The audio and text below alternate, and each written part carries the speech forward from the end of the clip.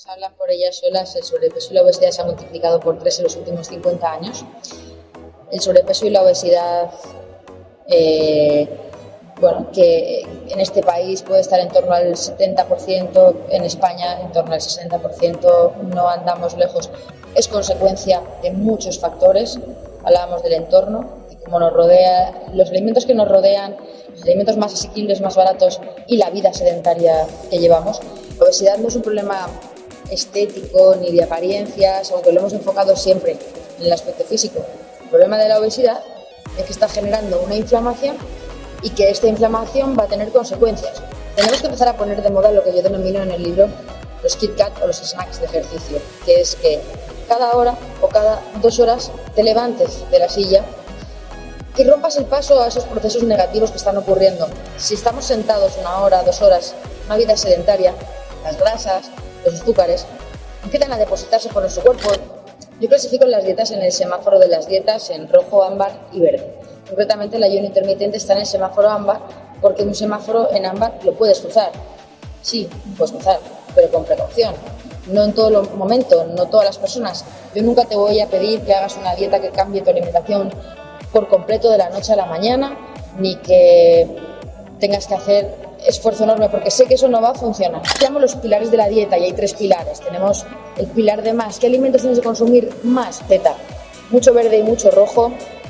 Alimentos fermentados, legumbres, frutos secos, semillas y pescado azul, porque tiene omega 3, que también es muy saludable.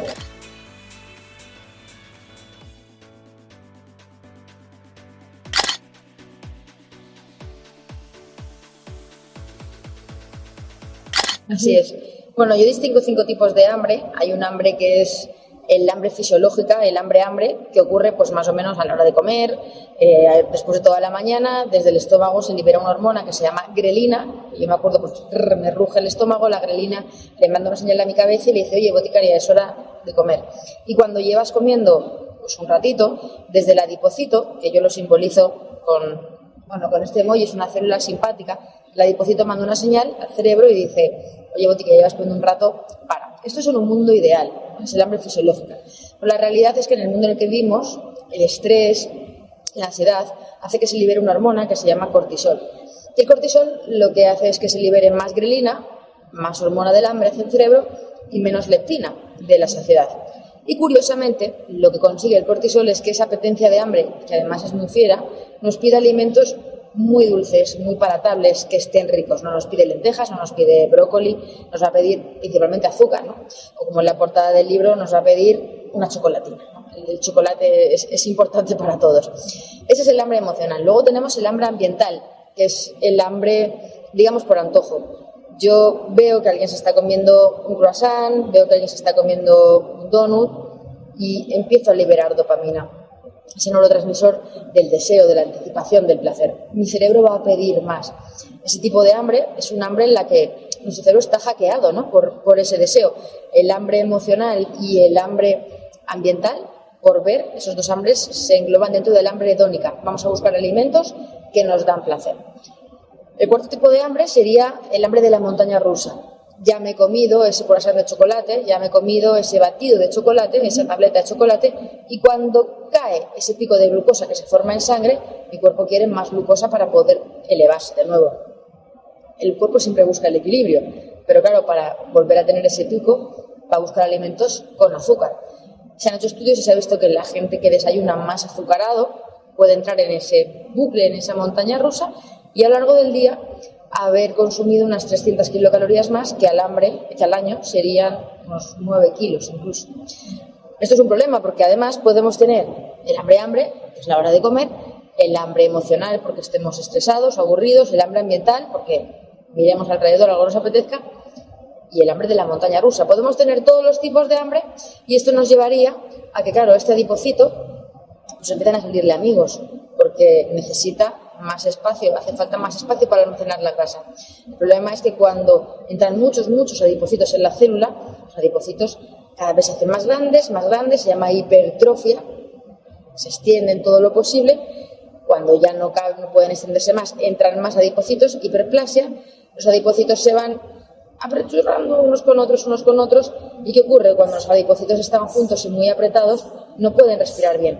La sangre que pasa por aquí entre medias, digamos que los capilares sanguíneos se aplastaría y no podría respirar. Si el adipocito no puede respirar bien, no va a enviar bien esa señal que decíamos al principio de saciedad. Por tanto, las personas con obesidad, con los adipocitos inflamados, es muy probable que tengan más hambre que las personas que no tienen obesidad, porque tienen este problema en su contra, ¿no? Entonces, todo esto es muy importante para entender por qué las personas tienen hambre y por qué uno no es un ansioso ni es un gocho, como decimos en mi tierra, sino es que hay muchos condicionantes y muchos de ellos, además, hace unos años no existían porque no teníamos alimentos ultraprocesados, teníamos el entorno que tenemos ahora.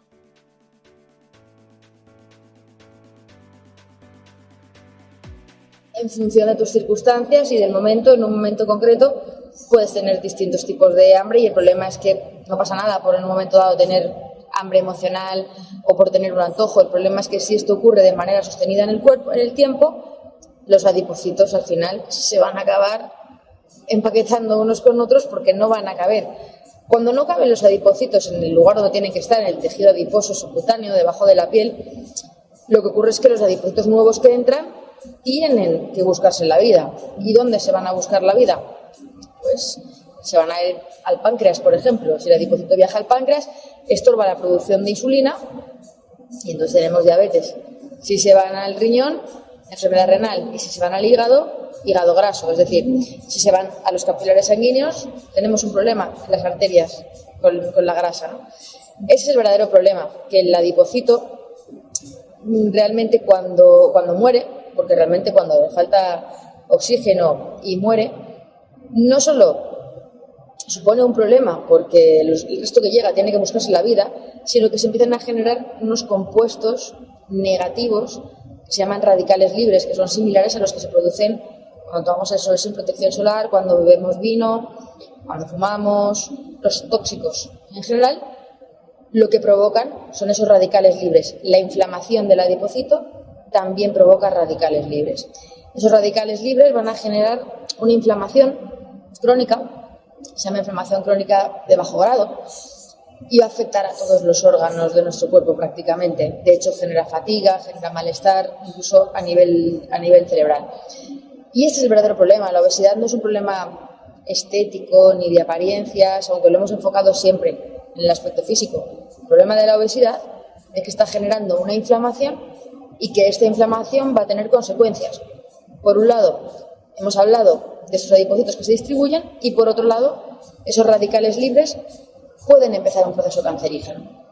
Entonces, ¿por qué decimos que la obesidad es un factor de riesgo para algunas enfermedades? Porque es una vía de entrada a la diabetes tipo 2, una vía de entrada a la enfermedad renal, es una vía de entrada a enfermedades cardiovasculares, pero también es una puerta de entrada al cáncer.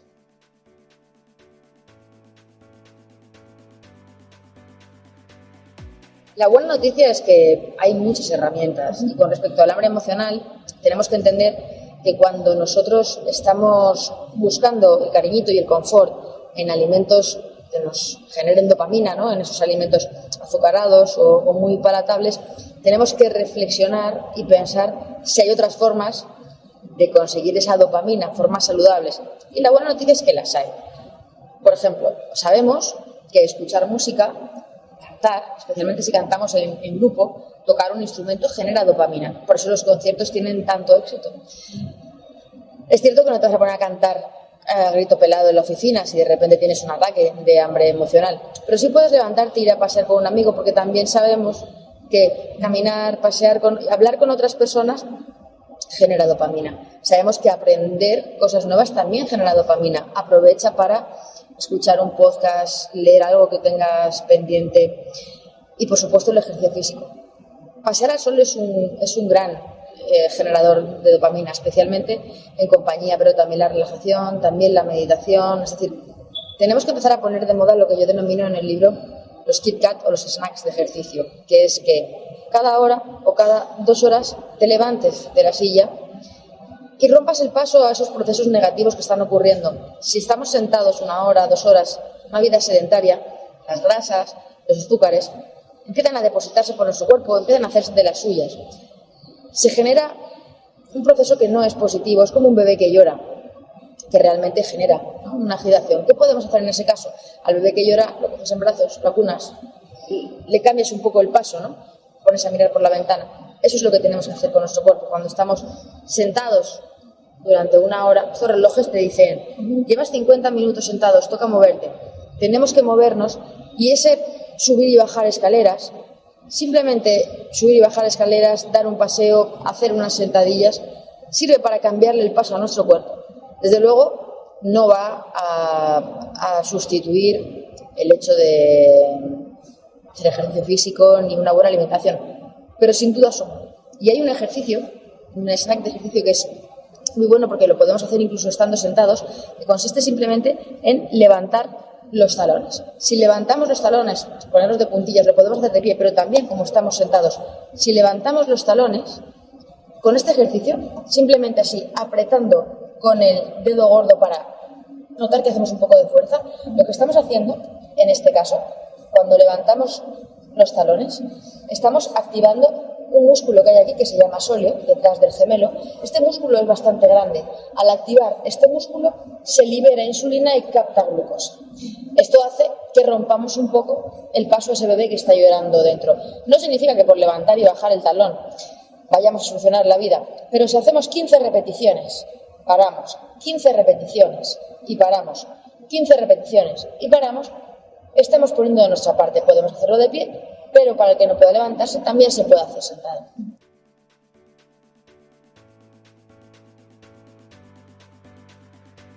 Yo clasifico las dietas en el semáforo de las dietas en rojo, ámbar y verde. Concretamente, el ayuno intermitente está en el semáforo ámbar porque un semáforo en ámbar lo puedes cruzar. Sí, puedes cruzar, pero con precaución. No en todo momento, no todas las personas. Si eres un niño, tendrás que ir de la mano de un adulto. Si no sabes cómo es el ayuno intermitente, cómo hacerlo correctamente, porque eres un niño en este sentido, tendrás que guiarte por un profesional. El ayuno intermitente, hay evidencia de sus beneficios, especialmente en estudios que se han hecho en ratones. En humanos la evidencia es menor, hay menos estudios, pero sí se ha visto que pueden tener un efecto positivo en la longevidad, en la prevención de distintos tipos de cáncer, incluso en la microbiota, estimulando las bacterias buenas. Pero el ayuno intermitente no es para todas las personas.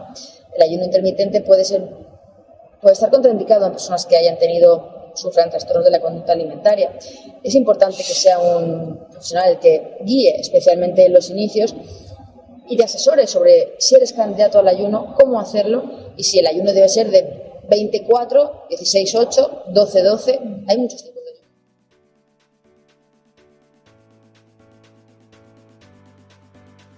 Pacientes que tengan patologías o pacientes con personas que tengan alguna condición, por ejemplo un embarazo, tendría siempre que pautarse de manera individualizada porque puede estar contraindicado en muchísimos casos, ¿no? Es cierto que las desventajas del ayuno, si está bien guiado, esa, digamos, fatiga que puede aparecer al principio, ese decaimiento, ese hambre, ¿no?, se puede gestionar. Y con el paso de unas semanas tu cuerpo puede aprender a regularlo, pero necesitamos una supervisión. Yo creo que es una buena estrategia para muchísimas personas, pero no para todas las personas. Y ocurre lo mismo con la dieta keto. La dieta keto puede ser una buena estrategia en algún momento puntual, pero no lo veo como una dieta para ser sostenible en el tiempo, porque necesitamos muchos de los nutrientes que están en alimentos restringidos en la dieta keto, como las frutas, las verduras, las hortalizas. La cantidad de hidratos de carbono que tenemos que tomar en 48 horas equivale esos azúcares a 2 manzanas. Y realmente, claro, si queremos conseguir los requerimientos de fibra, por ejemplo, va a ser muy difícil poder hacerlo sin recurrir, ¿no?, a alimentos con hidratos de carbono.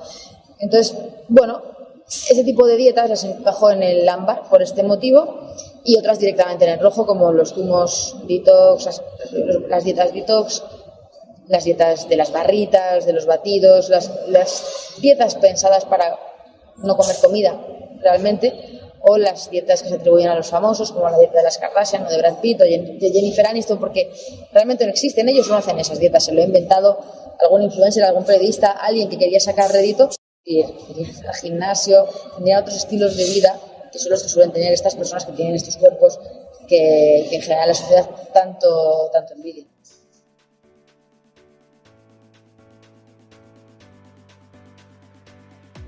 Realmente este tipo de cirugía bariátrica o de intervenciones tienen un respaldo científico siempre y cuando el paciente sea candidato, ¿no? Entonces es importante saber quién debe hacerlo y que esté realmente indicado por un médico. Mientras haya una indicación médica y se haga en lugares que nos ofrezcan garantías, puede ser una estrategia para personas que llevan estancadas mucho tiempo y no han podido perder peso.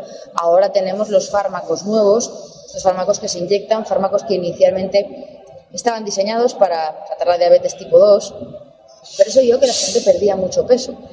Hay fármacos con los que se pierde un 10-15% del peso, otros con los que se pierde un 25, incluso un 30% de peso, y son fármacos que están cambiando la vida de muchísimas personas que por su condición tienen muy difícil poder hacer ejercicio de una manera muy activa o alimentarse bien porque su cerebro está hackeado. Para estas personas a las que les cuesta mucho más dar un paso y caminar, o les cuesta mucho más esa restricción calórica, estos fármacos lo que hacen es hackear su cerebro. Digamos que simulan unas hormonas que se producen en el intestino cuando hemos comido pero sin haber comido. De esa manera la persona está saciada y no va a tener hambre. También ralentizan el vaciamiento gástrico, lo que quiere decir que la comida se queda más tiempo en el estómago, tienes más sensación de plenitud, y en el páncreas estimula la liberación de insulina. Por eso son fármacos que ayudan a captar la glucosa, se utilizaban para diabetes tipo 2, ¿no? Digamos, estos fármacos tienen el triple efecto: el efecto en el cerebro hackeando, el efecto en el estómago ralentizando y el efecto en el páncreas. Son fármacos, insisto, muy seguros, muy efectivos, pero son fármacos sujetos a prescripción y para personas con obesidad o con sobrepeso y diabetes tipo 2 o otras patologías. No son en ningún caso para perder esos 2 o 3 kilos después de Navidad.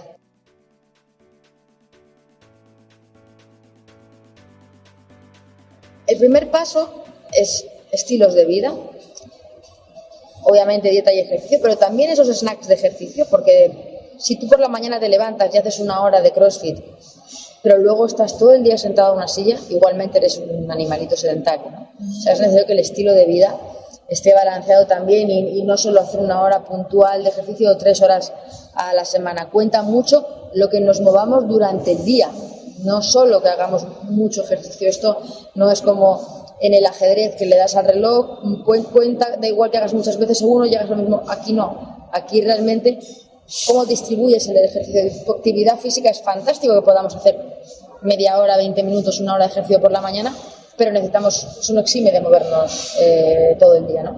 Siempre los estilos de vida, la dieta de ejercicio es fundamental. Y con los fármacos, el gran error de muchas personas es pensar que como ya estás usando un fármaco que te hace perder peso, puedes prescindir del ejercicio y de la dieta. ¿Por qué? Porque se han hecho estudios y se ha visto que hay personas que han perdido 18 kilos con estos fármacos y de los 18, 7 eran músculo. El músculo es metabólicamente más activo. Significa que necesita más recursos para hacer su vida ordinaria, más que la grasa. Si tú y yo tenemos la misma estatura, pesamos lo mismo, pero tú tienes más músculo que yo y tú y yo nos vamos a dar un paseo, tu tejido muscular va a consumir más que yo. Si con una dieta muy estricta o con estos fármacos sin dieta y ejercicio, sin generar músculo, perdemos 7 kilos de músculo, como se vio en este estudio que podía ocurrir, es muy fácil el efecto rebote, porque en cuanto la persona deje de inyectarse el fármaco, volverá a tener hambre, volverá a comer normal y esta vez tendrá 7 kilos menos de músculo, incluso. Entonces sí que es muy importante entender que quien utilice ese tipo de fármacos, semaglutida, liraglutida, todos los que vienen tirzepatida y los que vienen de camino, que son muchos, tiene que ir siempre de la mano de una alimentación y de un ejercicio. Si no, el efecto rebote será.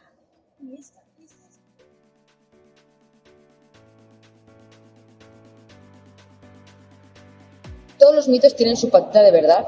El agua con limón realmente no. El agua con limón realmente, si te gusta y te está rico, es estupendo, pero las teorías de la teoría alcalina, ¿no? De alcalinizar la sangre. Claro, realmente la cúrcuma puede tener un efecto beneficioso, pero ¿en qué dosis? Y es la cúrcuma que tú pones así sobre la comida. Esto se ha visto que no se absorben en esa dosis, sería la curcumina, cómo la administramos.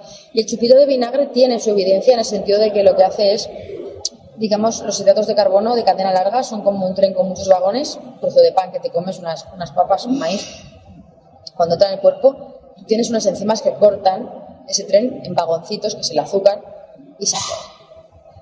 Esto ocurre con una cierta velocidad, se generan picos de glucosa. Lo que consigue el vinagre es, digamos, ponerle una funda a las tijeras, de manera que la tijera no puede cortar los vagones, no tan rápido, como hay alguna tijera que se queda suelta, pero sí que de alguna manera se ralentiza la manera en la que se cortan los vagones, se absorbe en sangre más lento, el pico de glucosa es menor. ¿Esto sirve para algo? Bueno, pues una persona sana, una persona que realmente no tenga problemas de diabetes, su cuerpo ya se encarga de regular este sistema sin necesidad de chupito de vinagre, y de hecho lo ideal es no tomar alimentos que generen mucho pico de glucosa. No tomarte alimentos que generen mucho pico de glucosa, pero como me tomo una enzima, me tomo el inhibidor de la enzima, el inhibidor de las tijeras, ya puedo hacer lo que quiera, ¿no? Esto es un problema. Y luego, además, esto funciona solo para hidratos de carbono complejos, es decir, para el trenecito con vagones. El azúcar suelto, es decir, los vagones sueltos, el inhibidor de las tijeras no le hace nada. Quiero decir, si tú tomas un jugo, si tomas un batido, si tomas un refresco con azúcar, el chupito de vinagre no hace nada, porque solo es para los hidratos de carbono de cadena larga. Entonces, ¿cuál es el impacto significativo que tiene el vinagre? Claro que baja la curva de la glucosa, y si lo vemos en una analítica, bajará la curva de glucosa, pero ¿qué beneficio real tiene que la curva de glucosa sea más o menos alta en una persona sana de manera puntual? No tanto.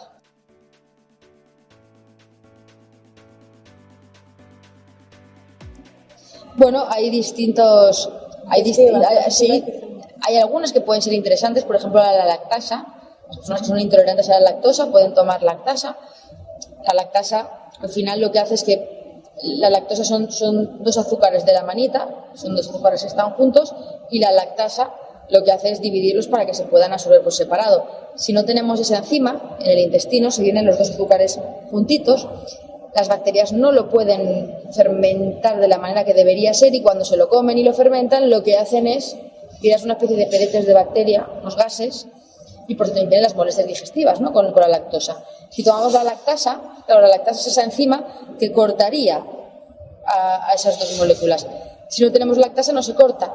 A medida que somos más mayores, hay menos lactasa. Pero si nos la administramos vía externa, lo que conseguimos es... Hay cápsulas, hay suplementos, es decir, este tipo de enzimas pueden ser una herramienta puntual para gente con patologías, pero las personas sanas no lo necesitan.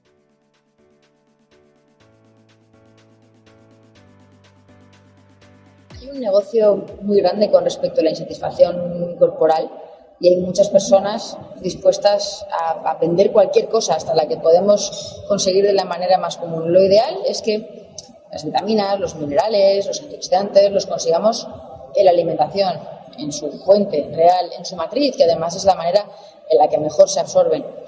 Sin embargo, es cierto que llevamos un ritmo de vida y un estilo de vida en la que muchas personas no se alimentan bien, y puede ser interesante un suplemento. En ese caso, tiene que valorarlo un profesional, no suplementarnos porque sí, ¿no?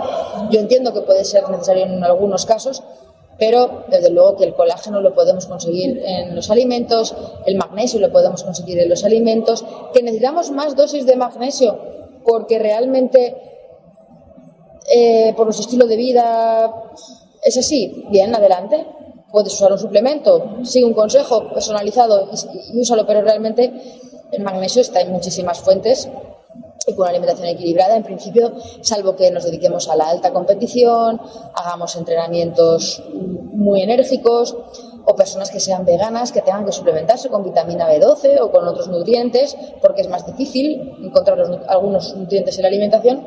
Salvo casos puntuales, la recomendación es que la gente se preocupe de alimentarse bien. No podemos poner un parche, no, como me alimento mal me suplemento, entonces esto es para siempre, ya para siempre te vas a suplementar porque no vas a comer bien. Tenemos que esforzarnos por comer bien, y si puntualmente vemos que necesitamos algo, un complemento que pueda ser útil, o por déficit, o incluso porque a nivel estético nos interese potenciar, por ejemplo, son muy útiles los complementos solares para prevenir se llaman fotoprotectores orales, no eximen de usar la crema, pero por los compuestos que tienen pueden ser muy útiles para prevenir el daño solar, para preparar de alguna manera mejor la piel.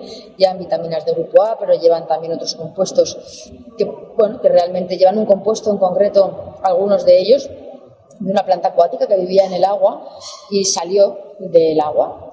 Y al salir desarrolló unos compuestos en su superficie para protegerse del sol. Bueno, pues esos compuestos se han aislado y se introducen en complementos para el sol. Una persona, dependiendo de su fototipo, si se va a exponer mucho, puede ser interesante que tome estos complementos, pero tiene un beneficio concreto, que es protegerse de la radiación solar.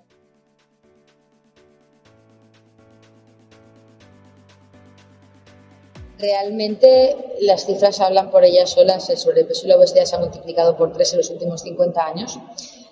El sobrepeso y la obesidad, que en este país puede estar en torno al 70%, en España en torno al 60%, no andamos lejos. Es consecuencia de muchos factores. Hablábamos del entorno, de cómo nos rodea, los alimentos que nos rodean, los alimentos más asequibles, más baratos y la vida sedentaria que llevamos. Entonces, en este sentido, creo que es imposible ser muy positivo si no se ejecutan cambios que sean importantes, ¿no? Y cuando me refiero a cambios, tienen que ser de todo tipo, desde abaratar los productos saludables, encarecer los productos que no sean saludables, los impuestos muchas veces es la única opción, mejorar las ciudades. Aquí, por ejemplo, tenéis en Miraflores un espacio estupendo en el que hay pistas para patinar, para jugar al tenis, hay espacio para correr, hay espacio para hacer tai chi, estaban haciendo esta mañana. Las ciudades tienen que adecuarse para que las personas tengan facilidad y acceso de manera económica, que no nos cueste $50 una hora de personal trainer. Entonces, son muchos los conceptos, pero hay uno, además de las políticas de precios, las políticas urbanísticas, que es la formación. Y la formación a los más pequeños, a los niños, en los colegios. Los niños tienen que ir al supermercado como visitan un teatro o un museo. Deben entender lo que está ocurriendo dentro, pero los llevamos de corriendo con las compras y les cogemos un paquete de galletas para que se callen y no digan nada, ¿no? Deberíamos ir con los niños al mercado, al supermercado, que entiendan que es un pescado blanco, que es un pescado azul, que ellos elijan qué tipo de frutas, verduras les apetece. Es mucho más fácil que si ellos eligen la comida y luego la cocinan, descubran. No lo vamos a hacer todos los días, no nos da la vida para eso, pero igual que una vez a la semana o cada 15 días los llevamos al cine o nos parece interesante culturizarles de alguna manera, creo que es un sitio donde debería haber formación y desde luego las escuelas también, en el hogar y los...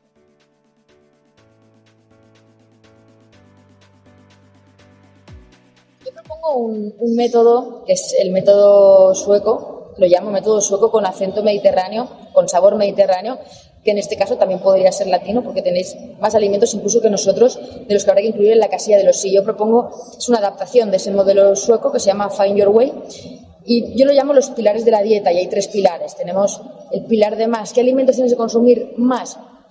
En primer lugar, por supuesto, frutas, verduras, hortalizas, porque el plato de Harvard nos dice que la mitad de nuestro plato tiene que ser verde y rojo. Yo digo como la bandera de Portugal, verde y rojo. Eso es fundamental. Pero más allá de frutas, verduras y hortalizas, hay que potenciar el consumo de legumbres como los frijoles, como las lentejas, como los garbanzos, porque son proteína saludable y proteína de calidad, no asociada a grasas. Aumentar el consumo de legumbres, aumentar el consumo de fermentados, como el yogur, por ejemplo, como el kéfir, alimentos probióticos. Aumentar el consumo de frutos secos como las nueces, como las almendras, como las avellanas, los anacardos. La gente dice que engordan si no son fritos, sino simplemente tostados o crudos, y usamos ese puñadito al día. Son saciantes, todas las calorías no se absorben, digamos que es más difícil desbrozar una nuez que una magdalena, que un muffin. Entonces va a costarle un poco más a nuestro cuerpo almacenar esa energía, y contienen, además de fibra, omega 3, esos ácidos grasos esenciales. Las semillas, Las semillas como las de lino, aquí tenéis las semillas de chía tan importantes, que en España nos hemos vuelto locos con las semillas de chía, hay que hidratarlas porque si no lo que entra sale, pero son una buena fuente de omega 3 también. Y las especias que podemos jugar con ellas desde la hierbabuena, la menta, la pimienta, la cúrcuma que mencionabas antes, porque si los platos los enriquecemos con ese tipo de especias van a estar más ricos, van a necesitar menos azúcar y menos glutamato monosódico, ¿no? Entonces, esta sería un poco la receta. Mucho verde y mucho rojo, alimentos fermentados, legumbres, frutos secos, semillas y pescado azul, porque tiene omega 3, que también es muy saludable. ¿Las conservas de atún, no? ¿O sí? Sí, las conservas de atún, por supuesto, por supuesto. De hecho, aquí tenéis en Perú el bonito, que es fantástico. Es cierto que si el atún rojo, que es de gran tamaño, puede almacenar más mercurio, tiene que tener cierta precaución. Algunas personas no lo pueden tomar, los niños pequeños, las embarazadas, pero de manera, un par de veces por semana, los adultos lo pueden tomar sin problema. Y el bonito, que es más pequeño, de lata, siempre que sea al natural, principalmente, o en aceite de oliva, que ya sé que ahora es prohibitivo, también puede ser aceite de girasol, que no tenga mucha sal, también es una opción estupenda.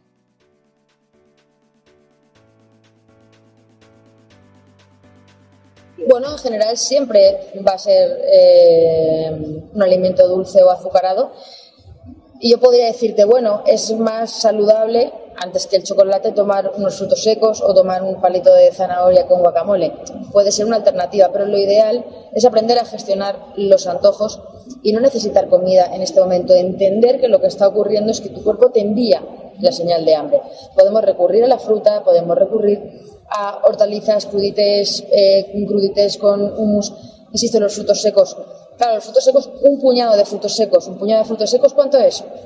6, 7 nueces, que son más grandes, o 12 o 14 avellanas, que son pequeñas. Lo que cabe más o menos en un puñado. Eso es lo que deberíamos comer aproximadamente al día. No pasa nada si comes más, pero si te coges un paquete de almendras o de anacardos y te lo comes entero, por muy saludable que sean los anacardos o las almendras, siempre que sean crudas o tostadas, no fritos, no salados, la cantidad, el tamaño de la ración, por supuesto que importa. Si el tamaño de la ración es muy grande, vamos a tener un extra de calorías, una densidad energética que no necesitamos. La vida no está hecha para contar calorías, pero sin duda, si ingerimos muchas más calorías de las que estamos gastando, nuestro cuerpo tendrá que almacenarlas en algún sitio y va a ser los adipocitos, que a su vez llamarán a otros adipocitos y empezaremos en ese bucle de nuevo.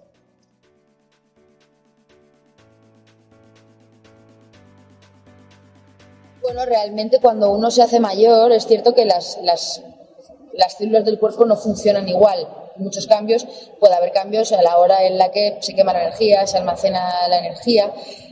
En la menopausia lo que ocurre es que hay un descenso de hormonas, ¿no? de estrógenos y progestágenos. Bajan. Tenemos estrógenos, los progestágenos, que lo que impiden o limitan de alguna manera es que se nos acumule grasa en la zona abdominal, porque durante la edad fértil de la mujer, supuestamente aquí puede haber un inquilino en algún momento y entonces tu cuerpo decide con esos estrógenos y progestágenos, entre otras cosas, proteger la zona.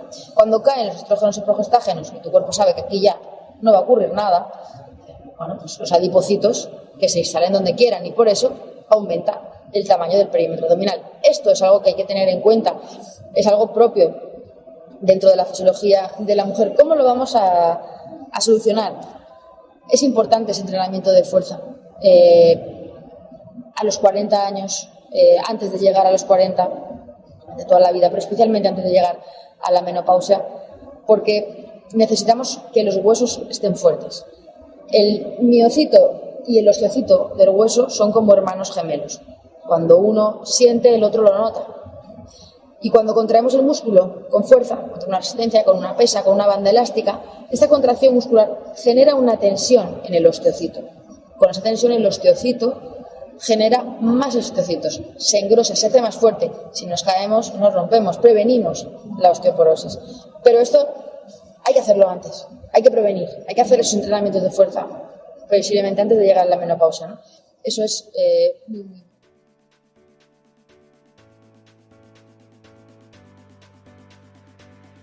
Cuando yo empecé en 2013 éramos poquitos en España los que nos dedicábamos a la divulgación, se contaban con los dedos de una mano y ahora ahí se cuentan por cientos de miles, afortunadamente, los profesionales sanitarios que nos dedicamos a la divulgación activamente, ¿no? Creo que todo suma. A mí me gusta mucho hacer alianzas con distintos profesionales. Ahora mismo colaboro muy estrechamente con el doctor Javier Butragueño, que es doctor en Ciencias de la Actividad Física y el Deporte, y con él he diseñado un método que se llama el método TRIS-TRAS, QQ-TRAS, que al final significa que en un TRIS, en 10-15 minutos al día, puedes entrenar el tren inferior, el tren superior, y el TRAS, trabajo de abdomen sexy, y QQ-TRAS, cuerpo, cuádriceps y trasero. Distintas zonas de una manera sencilla para ejercitar 10-15 veces al día. Una de mis mayores satisfacciones es que este método del TRIS-TRAS, que está en el libro, en la página 269, estos dibujos que la gente puede hacer en casa, en pijama, con unas bandas elásticas, sin hacer una gran inversión, ni mucho menos. Muchas personas que me dicen, Boti, es que llevo desde enero, desde febrero, desde julio, haciendo el TRIS-TRAS 4, 5, 6 veces por semana. Me encuentro mucho mejor, me fatigo menos, ahora subo las escaleras de otra manera. He enganchado a mi marido para que también lo haga conmigo. Esos pequeños impactos son positivos y son posibles porque son hábitos que podemos incorporar al día a día sin mucho esfuerzo. Yo nunca te voy a pedir que hagas una dieta que cambie tu alimentación por completo de la noche a la mañana, ni que tengas que hacer esfuerzo enorme, porque sé que eso no va a funcionar. Entonces, el TRIS-TRAS, los pilares de la dieta que también comento en el libro, durante estos meses mi gran satisfacción es que mucha gente los está implementando con éxito, y creo que bueno, pues contribuir a que las personas tengan una vida más saludable, más activa y más feliz, pues es el mejor regalo.